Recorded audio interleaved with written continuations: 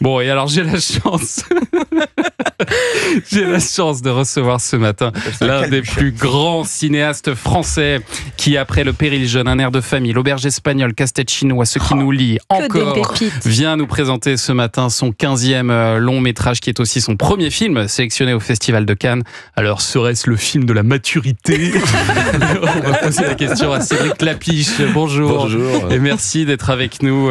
Dans une semaine, donc jeudi prochain, sort La venue de l'avenir. Ça sort donc un jeudi parce que c'est aussi le jour où il sera présenté au Festival de Cannes, puisque je le disais, c'est votre premier film sélectionné, alors hors compétition pour l'instant au Festival de Cannes, mais j'ai envie de dire enfin. Est-ce que vous vous êtes dit ça vous aussi quand vous avez appris cette sélection? Oui. Il était temps quand même, c'est la 5e fois je crois que vous présente un film et qu'ils ne le prennent pas, donc je m'étais habitué à ça. Et est-ce que vous avez une idée pourquoi cette fois-ci c'est passé et pas les autres? Non, je pense qu'il faut leur demander. D'ailleurs, je vais leur demander. c'est ça. Et peut-être que vous rentriez pas dans les cases de Cannes, c'est ça? Il y a un truc comme ça? Oui, j'imagine, oui. Déjà, il n'y a pas beaucoup de comédies qui passent au Festival de Cannes. Oui. Et puis, moi, j'ai pas fait que des comédies. En fait, moi, je considère pas que mes films sont des comédies, mais sans doute c'était jugé trop léger. Je sais pas tellement pourquoi en fait. Peut-être qu'il faut une petite carte. Peut-être qu'il faut une petite carte. Ouais. En tout cas, c'est une chance de vivre une première après 35 ans de carrière. Voilà, on peut se dire ça. C'est quand même beau. Et c'est un très beau film, Cédric Klapisch. Le premier qualificatif qui m'est venu quand je suis sorti de la salle, c'est de me dire que c'était ambitieux.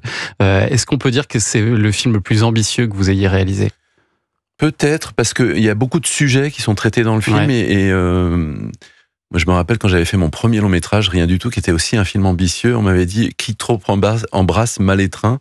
Et ça m'avait un peu vexé, évidemment, blessé. Et là, j'ai l'impression que j'ai réussi à embrasser. Donc, il y a plein de sujets, mais en même temps, c'est un film et qui rassemble donc pas mal de thématiques. Et alors, on va essayer de raconter un petit peu ce film, La venue de l'avenir, qui raconte comment des cousins donc très éloignés, qui ne se sont jamais vus, vont se rencontrer chez un notaire parce qu'ils héritent de la maison normande de leur très éloignée aïeule en commun. Elle s'appelle Adèle et cette maison elle est restée fermée depuis très très longtemps, et là où c'est ambitieux, c'est que vous nous emmenez aussi donc dans la vie d'Adèle. Donc on a un aller-retour tout au long de votre film entre la fin du 19e siècle et aujourd'hui. Comment elle est née cette idée de grande fresque familiale? L'idée, c'était vraiment que ça faisait longtemps que j'avais envie de faire un film d'époque et j'avais jamais fait de film en costume, hormis Le Péril jeune, qui était déjà un film en costume, même si ça parlait des années 70. Et hormis votre court-métrage. Et un court-métrage, effectivement, Ce qui me meut, que j'avais fait. Et j'avais envie d'aller plus loin là-dedans, notamment parce que plus rapidement, je pense, quand on fait un film en costume, ça fabrique du cinéma et ça fabrique une esthétique. Par contre, avec Santiago Amigorena, mon scénariste, assez rapidement, on s'est dit que c'était bien, plutôt que d'être complètement dans l'époque, d'avoir un dialogue entre aujourd'hui et cette époque. C'est quelque chose que j'avais beaucoup aimé dans Titanic, par exemple, le fait que à la fois on raconte l'histoire du Titanic, mais il y a cette femme qui a 100 ans dans l'époque aujourd'hui, on fait des va-et-vient entre aujourd'hui et le drame du Titanic. Et ça m'avait frappé, j'avais envie de fouiller ça, disons.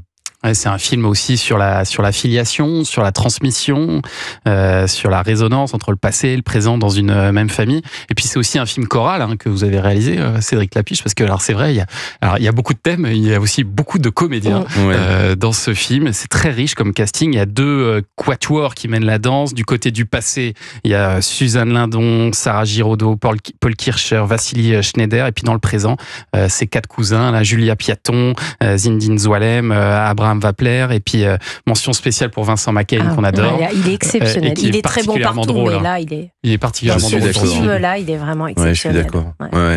Non, c'est quelqu'un que j'aime depuis très longtemps et je trouve qu'il vieillit bien, il s'améliore avec le temps. Il y a vraiment quelque chose, il y a une épaisseur dans son jeu aujourd'hui où il y a à la fois de la comédie, à la fois de la profondeur. Il est impressionnant. Quand on vadrouille comme ça entre 2 époques, qu'est-ce qui est le plus difficile en tant que réalisateur? Parce que nous, on s'est fait la réflexion quand on est sorti de la salle de cinéma de ce film, il n'y a aucune coupure. Tout est très très fluide entre les époques. Quand on passe de 2024 à 1887, c'est d'une fluidité...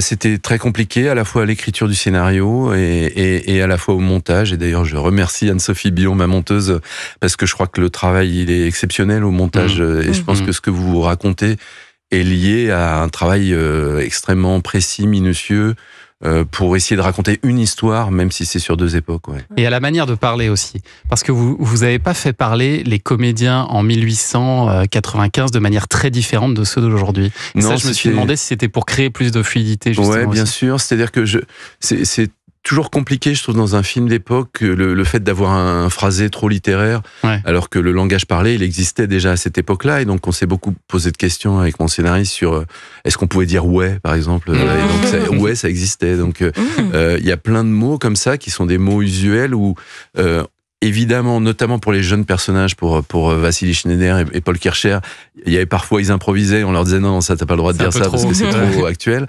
Mais par contre, il y avait une espèce de langage neutre qui correspondait à la fois à la jeunesse d'aujourd'hui et à la jeunesse de l'époque. Ouais. Et alors, on croise évidemment dans ce film votre chouchoute Cécile de France aussi, mais aussi la chanteuse Pomme, qui est superbe dans le film. Et alors, comme dans tous vos films, Cédric Clapiche, vous faites un caméo, une apparition comme ça furtive, en costume d'époque, tant qu'à faire, vous en avez profité. Mais finalement, le personnage du jeune photographe qui est central dans ce film, c'est un jeune photographe créateur de vidéos sur Internet. C'est un peu vous aussi, non? Il y a un peu de vous dedans. Oui, c'est drôle parce qu'au début, j'avais pas vu qu'il y avait une proximité par rapport à moi. Et plus j'avançais dans le scénario, et plus ça pose des questions. C'est-à-dire que certainement, lui, il a 27 ans. Si j'étais un jeune photographe ou vidéaste aujourd'hui, certainement je ferais beaucoup de choses sur Instagram et sur YouTube. Et voilà. Et donc oui, il y a vraiment des questionnements que moi je peux avoir sur comment on fabrique des images, quelles images on fabrique, comment on peut être moderne, est-ce qu'il faut se référer au passé quand on fait de la création, etc. Donc c'est des questions son personnage en tout cas se pose des questions que moi je me suis posé. Ouais.